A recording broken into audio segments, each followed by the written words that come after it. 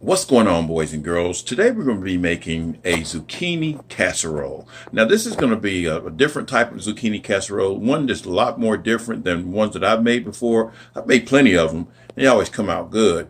But I saw one online and I think I'm going to kind of try this one that I saw online, and it's going to be a little bit different, and you guys watch it with me and take some notes, and I know it's going to be good because we can always make things taste good, so here we go, y'all. Zucchini casserole.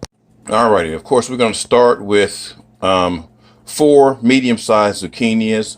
We're going to have some tomatoes. Those are tomatoes I actually grew in the garden here, which they're still producing. A medium onion. This right here is some cooked white rice. That's about 2 cups. We're going to use a little bit of 2 cloves of garlic, which is about 4 teaspoons of this minced garlic, some olive oil, some chicken powder, some Himalayan salt, some Italian seasoning, and some white pepper. And then to make the crunchy part of it, we're going to use some cheeses, just whatever type of cheeses you like, guys. Now I had some Gouda cheese and some white sharp cheddar cheese and some extra sharp cheddar cheese. We're going to use some Panko breadcrumbs as well, and there should be some butter hiding around here somewhere. There we go. So let's put this thing together. Oh, and I forgot, we're going to be using some corn. Now they say you can use frozen corn. This corn was frozen, but it was fresh, so I'm cooking it a little bit first, just so that it comes out tender. Oh, and another thing, guys, we're going to be using 1.5 cups of water. Alrighty, so we're going to cut our tomatoes and our onions up like that right there.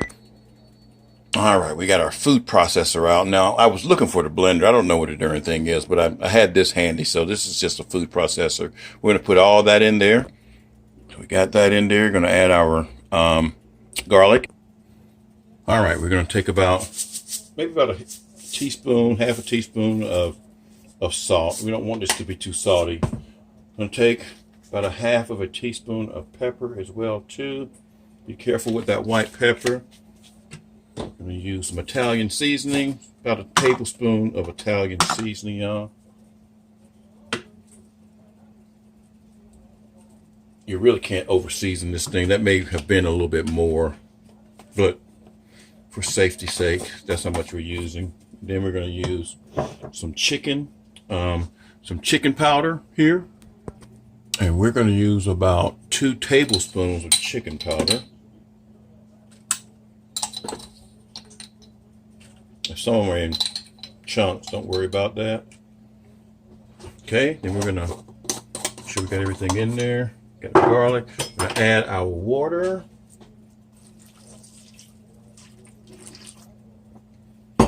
And you don't have to have one of these things, guys, so don't think you need this for this. Lock that thing in, and then we're going to just start blending it a little bit. We're going to get it to where it's liquefied pretty much. And voila, there we have it. Pretty easy. You can do the same thing with a blender too, though, guys. All right, now the next part is just you want to cut these zucchinis, clean them up real good. We're just going to cut them into chunks like this, little individual chunks. And I'm not going to bore you with the cutting. We're going to fast forward it and they'll be all cut up. Alrighty, we got them all nice and cut up. Now let's get our casserole dish out. Alrighty, we're going to take a little bit of olive oil, put it in the very bottom of our casserole dish. Kind of spread that out a little bit. Alright, we got that spread. Then we're going to add our rice. Now this is what I hadn't seen before, guys, was and this is previously cooked rice, y'all. I had never seen the rice in here. We're going to just spread the rice on the bottom part. Never seen it in a casserole before, but you know what? My wife likes rice. I like rice, so it's going to work here. And spread that out on the bottom here. All right, next we're going to add our zucchini on top of our rice here.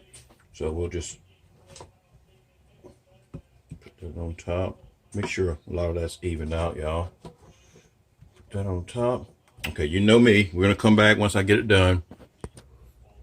All right, now we're going to put our corn on top of that.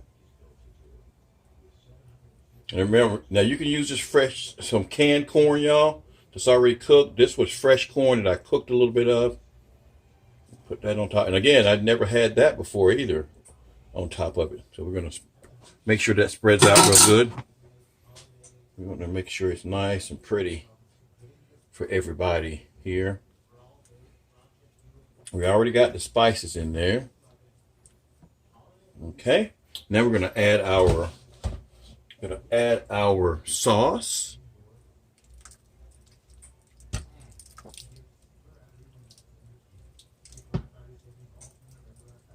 This is going to be so good, y'all. So good.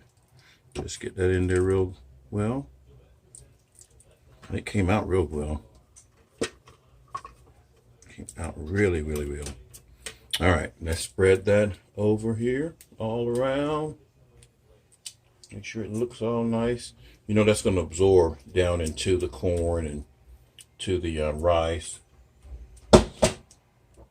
All right, now we're going to make our panko. Now, again, we're going to use gluten-free panko, y'all. But you can use regular panko if you don't want to cook it that way. But we're going to use some gluten-free. So we want to take some melted butter and add it to our panko. Now, before we do our panko, we're going to add our cheese. And again, I'm using several cheeses here. So you use the cheeses you like, y'all. We're using several of them here. This right here is the Gouda cheese. It's kind of got not a wild taste, but it's got a kind of real sharp taste to it. Well, heck, there ain't that much in there. I might as well use it all. And then we're going to use some of the sharp cheddar cheese as well too. And we're not going to use that much of this.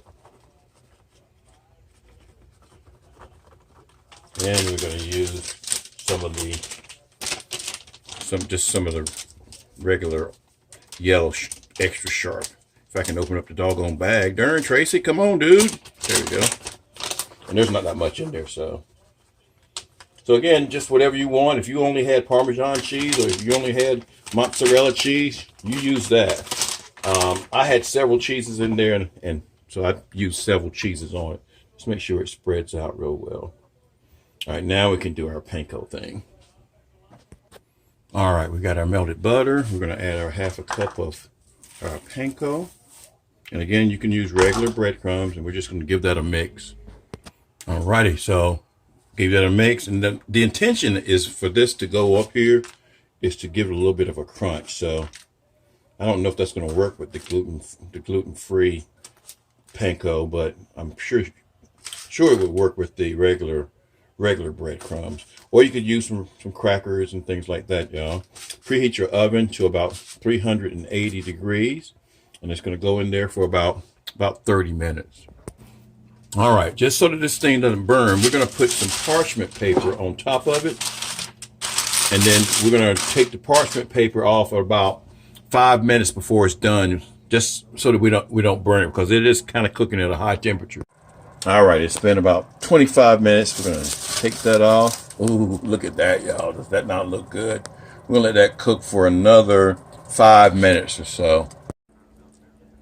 All righty, y'all. Look at that. Does that not look spectacular? Oh, my God. I cannot wait to eat this. It's going to be good. This is like a meal within itself, pretty much. It's got the rice. It's got the vegetables. Got the corn. So this is going to be really good, guys. Hope you enjoyed this video.